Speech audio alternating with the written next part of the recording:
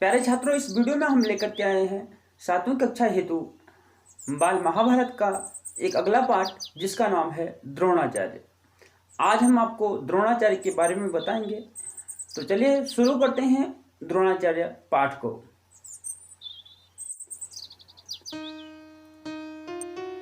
आचार्य द्रोण महर्षि भरद्वाज के पुत्र थे। पांचाल नरेश का पुत्र द्रुपद भी द्रोण के साथ ही भरद्वाज आश्रम में शिक्षा पा रहा था। दोनों में गहरी मित्रता थी।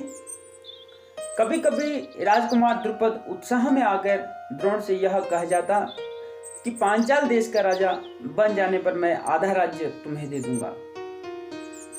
शिक्षा समाप्त होने पर द्रोणाचार्य ने कृपाचार्य की बहन से ब्याह कर लिया। उससे उनके एक पुत्र हुआ जिसका नाम उन्होंने अश्वत्थामा रखा। द्रोण अपनी पत्नी और पुत्र को बड़ा प्रेम करते थे। द्रोणाचार्य बड़े गरीब थे। वह चाहते थे कि धन प्राप्त किया जाए और अपनी पत्नी व पुत्र के साथ सुख से रहा जाए।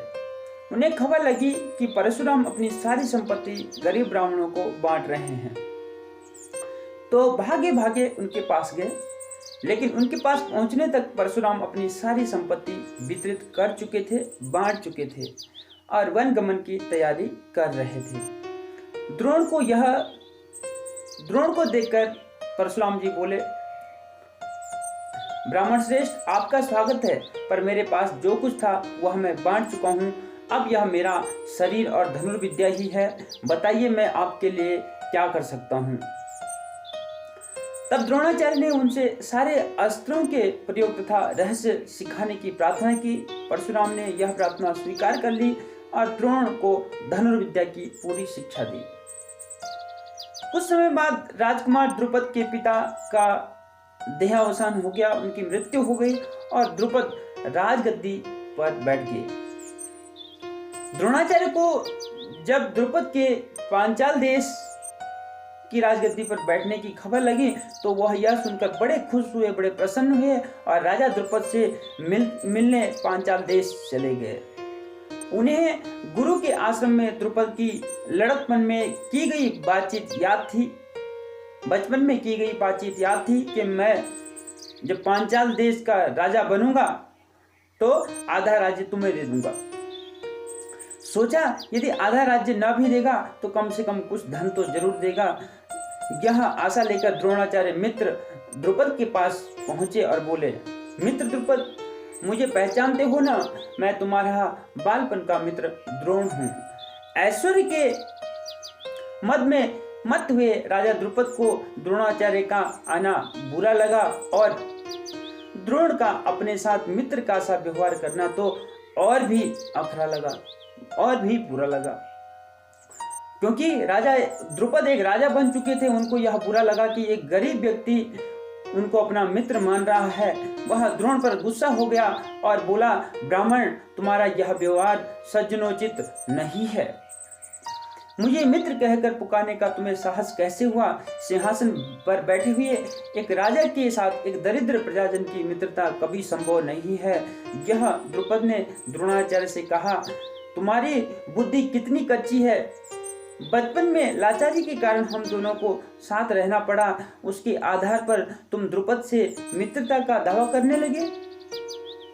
दरिद्र की एक धनी व्यक्ति के साथ, मूर्ख के विद्वान के साथ और कायर की वीर के साथ मित्रता नहीं हो सकती। मित्रता बराबरी की हैसियतों वालों से होती है। जो किसी राज्य का स्वामी न हो वह राजा का मित्र कभी नहीं हो सकता। राजा द्रुपद ने ये बातें सभी द्रोणाचार्य से कही। द्रुपद की इन कठोर बातों को सुनकर द्रोणाचार्य बड़े लज्जित हुए और उन्हें क्रोध आ गया। उन्होंने निश्चय किया कि मैं अब अभिमानी राजा को सबक सिखाऊंगा और बचपन में जो मित्रता की बात हुई थी उसे पूरा करके ही सांस की चैन ले पाऊंगा और अच्छे से जी पाऊंगा। वह हस्तिनापुर पहुंचे और वहां अपनी पत्नी के भाई कृपाचार्य के यहाँ गुप्त रूप से रहने लगे।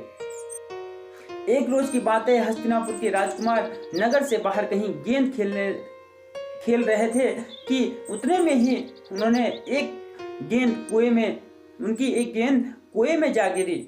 युधिष्ठिर उसको निकालने का प्रयत्न करने लगे तो उनकी अंगूठी भी कुएं में जा पड़ी। सभी राजकुमार कुएं के चारों ओर झांक झांक कर देखने लगे, पर उसे निकालने का उपाय उनको नहीं सूझा।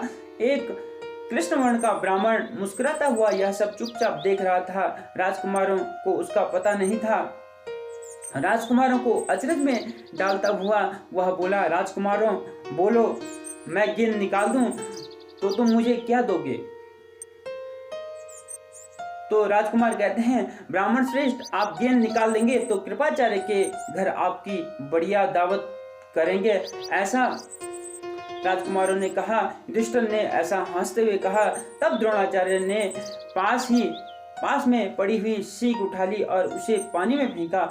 सीख गेंद को ऐसे जाकर लगी जैसे तीर, और फिर इस तरह लगातार कई सीखें वह कुएं में डालते गए।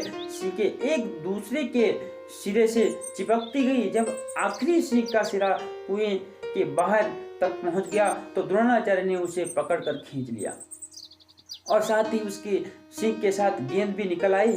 सब राजकुमार आश्चर्य से यह सब देख रहे थे। उन्होंने ब्राह्मण से विनती की कि युधिष्ठिर की अंगूठी भी निकाल दीजिए। द्रोण ने तुरंत धनुष उठाया, चढ़ाया और कुएं में तीर मारा। पल भर में बाण पर अंगूठी आ गई। द्रोणाचार्य ने अंगूठी युधिष्ठिर को दे दी। यह चमत्कार देखकर राजकुमारों को और भी ज्यादा अचरज हो गया। उन्होंने द्रोण के आगे आदर पूर्वक सिर नवाया और हाथ जोड़कर पूछा, महाराज, हमारा प्रणाम स्वीकार कीजिए और हमें अपना परिचय दीजिए। आप कौन हो? हम आपकी क्या सेवा कर सकते हैं? कृपया हमें आज्ञा दीजिए। तो द्रोण ने कहा, राजकुमारों, यह सारी घटना सुनाकर पितामह भीष्म से ही मेरा परिचय प्राप्त कर लेना। उन्होंने कहा कि पितामह भीष्म सब कुछ जानते हैं, उनसे ही आप पूछ सकते हैं। राजकुमारों ने जाकर पितामह भीष्म को सारी बात सुनाई तो भीष्म ताड़ गए। भीष्म और कहा, हो न हो वह सुप्रसिद्ध आचार्य द्रोण ही होंगे। यह सोचकर उन्होंने निश्चय कर लिया कि अब वे राजकुमारों की अस्त्र शिक्षा द्रोणाचार्य की हाथों ही पूरी करवाएंगे। बड़े सम्मान से उन्होंने द्रोण का स्वागत किया और राजकुमारों को आदेश दिया कि वह गुरु द्रोण से ही धनुर्विद्या सीखा करें। कुछ समय बाद जब राजकुमारों की शिक्षा पूरी हो गई तो द्रोणाचार्य ने उनसे गुरु दक्षिणा के रूप में पांचाल राज द्रुपद को कैद कर लाने के लिए कहा।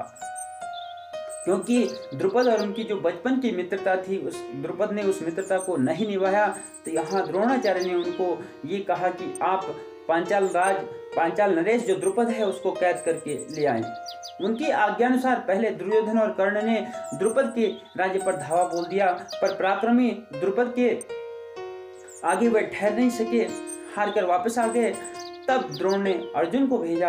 अर्जुन ने पांचाल राज की सेना को तहस नहस कर दिया और राजा द्रुपद को उनके मंत्री सहित कैद करके आचार्य के सामने लाकर खड़ा किया। द्रोणाचार्य मुस्कुराते हुए द्रुपद से कहा, द्रोणाचार्य ने, हे वीर, डरो नहीं, किसी प्रकार की विपत्ति की आशंका न करो। लड़कपन में तुम्हारी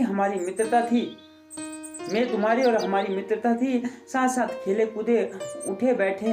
बाद में जब तुम राजा बन गए तो ऐश्वर्य के मद में आकर तुम मुझे भूल गए और मेरा अपमान किया।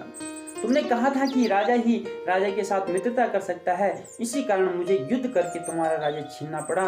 परंतु मैं तो तुम्हारे साथ मित्रता ही करना चाहता हूँ, इसलिए आधा राज्य तुम्हें वापस कर देता हूँ। क्योंकि मेरा मित्र बनने के लिए भी तो तुम्हें राज्य चाहिए ना। मित्रता बराबरी की हैसियत वालों में ही हो सकती है। ऐसी बातें द्रोणाचार्य ने द्रुपद को कही। द्रोणाचार्य ने इसे अपने अपमान का काफी बदला समझा और उन्होंने द्रुपद को बड़े सम्मान के साथ विदा कर दिया। इस प्रकार राजा द्रुपद का गर्व चूर हो गया, उनका घमंड चूर हो गया। लेकिन बदले से घृणा दूर नहीं होती। लेकिन उनके बदले की जो घृणा है वो दूर नहीं हुई। किसी के अभिमान को ठेस लगने पर जो पीड़ा होती है उसे सहन करना बड़ा ही मुश्किल होता है, बड़ा ही कठिन होता है। द्रोण से बदला लेने की भावना द्रुपद के जीवन का लक्ष्य बन गई। उसने कई कठोर व्रत और तप इस कामना से किए कि उसे एक ऐसा पुत्र हो जो द्रोण को मार सके। साथ ही एक ऐसी कन्या हो जो अर्जुन को के साथ ब्याही जा सके। आखिर उनकी कामना पूरी हुई। उसके धृष्टद्युम्न नाम का एक पुत्र हुआ और द्रौपदी नाम की एक कन्या। आगे चलकर कुरुक्षेत्र की रणभूमि में अजय द्रोणाचार्य इसी धृष्टद्युम्न के हाथों मारे गए। जब आगे चलकर महाभारत का भीष्म जब युद्ध हुआ था, भीषण युद्ध हुआ, उस युद्ध में द्रुपद के पुत्र धृष्टद्युम्न ने ही आचार्य द्रोण को मारा था। तो यहाँ पर आचार्य द्रोण की जो कहानी है, जो कथा है, वो आपकी पूरी हो जाती है मित्रों। तो आज की वीडियो में हमने आपको द्रोणाचार्य के बारे में बताया, कैसे द्रोणाचार्य और द्रुपद के बीच संघर्ष हुआ, कैसे मित्रता थी और मित्रता दुश्मनी में बदल जाती है। तो चलिए आज की वीडियो को हम यहीं भी समाप्त करते हैं। मिलते हैं दूसरी वीडियो में दूसरे भाग के साथ, दूसरी कथा के साथ। तब तक के लिए नमस्कार, धन्यवाद।